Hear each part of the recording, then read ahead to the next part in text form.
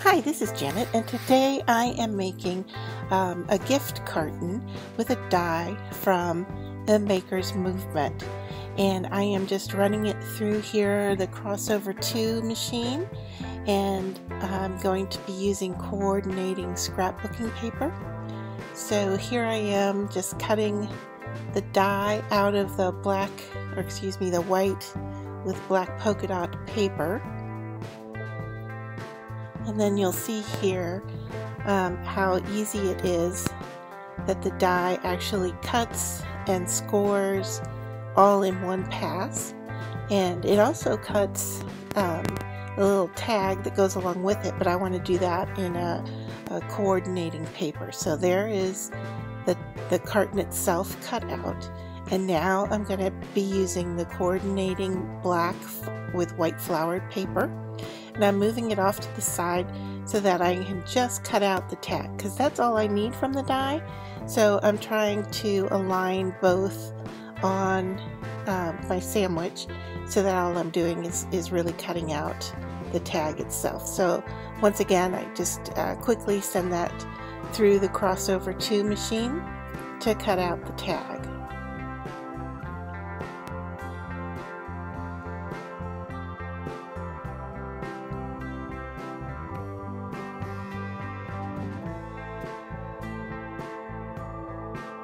And there is the tag piece that I'm going to be using. So now I'm going to set my die aside as well as the machine.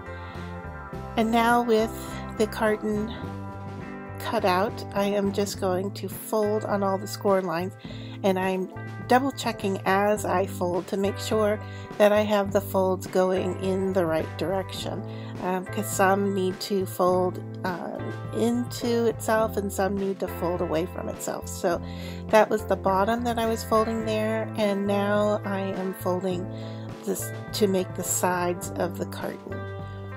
So I'm just making sure that everything's lined up correctly. Double checking myself before I commit fully to the fold on the score.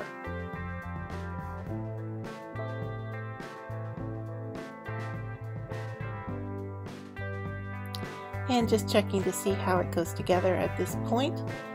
And the sides need to be folded, and that makes the indent kind of like how a milk carton does on the side. And so you need to fold from the top center to the sides, to the side folds. And so it's a little bit of a tricky fold, and so you'll see me fold this one fairly easy, and then I'm going to fiddle around with the other side and try to figure that one out, and I'll come back to it in a moment after I realize that I need another fold along the top edge. So here I am checking it out again and realizing that there is a score line there all the way across the piece that needs to be done first, and would probably be rather helpful in determining where that indentation on the side happens. So there I'm folding it and folding it back on itself because it needs to go the opposite direction of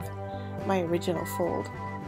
And now I'm back working on those side folds for the indentation on the sides, similar to a milk carton. So you can see me using the center point and going all the way over to the side edge. And once again, double checking how to put it together, make sure I have everything correct. Now I'm going to use my tape runner and tape that piece and line everything up as best I can and make sure that I don't have anything moving at an angle. So I'm just taking a second there to double check that. And now I'm folding the bottom in similar to a carton, thinking that, okay, I don't need to adhere this, I can just fold that in and that would work. But it adds bulk to the bottom and it doesn't sit flat, especially since I'm not putting anything weighted in the carton at the moment. So now I'm just double checking my folds, and accidentally popped my tape runner open there as I'm pushing on things. And I realized what's best for the bottom would be to use my tape runner on both sides and lay those down flat so it's even instead of alternating sides, the 4 sides on the bottom, and that will sit straighter for me. But to push that tape into the bottom, I keep having to reach in there and make sure that I have it. And so now I'm just checking the fold, and once again having to reach in there and try to make the tape adhere at the bottom.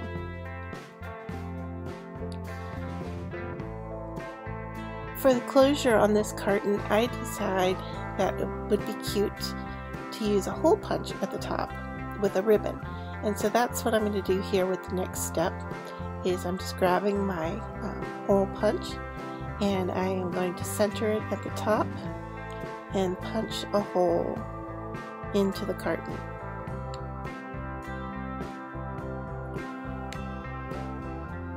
And then I've decided to add a little bling with these gems, and so I'm going to glue them using the best glue ever and attach them to the front of my carton. Now this is definitely an option you don't need to do, but I kind of liked the addition of it on the front of the carton. Now I'm taking the gift tag and I'm going to fold that in half so the little flag piece sticks out just a little bit at the end. And then I'm going to punch that with the hole punch as well, so that I can attach it to the milk carton at the top with the ribbon. I am just taking a little diagonal cut at the top of my ribbon because I have excess amount of ribbon. I'm not going to use the full length that I've cut here, but doing that makes it easier to thread that little point through the opening of the container. So as I thread it through there, and then you'll see I'm going to add the little tag, and that's what holds the tag in place is the ribbon.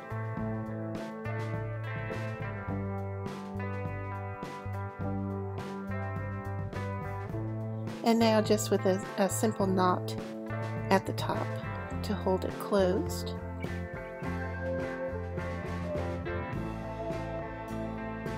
And then I realized that I would like to add a little bit of glue to the top to hold it shut. So I'm going to do that and just hold it in place for a moment because it's a tacky glue. It'll attach pretty quickly here. So I'm just going to hold that for a second or two to make sure it's stuck.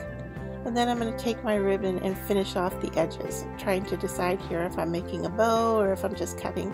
And so ultimately what I end up doing is putting the ribbon together, folding it in half, and then cutting it at an angle so that it has the little kind of flag shaped ending that is similar to the gift tag. And now I'm just placing the gift tag off to the side, making sure the box is still glued shut. And here is the final result.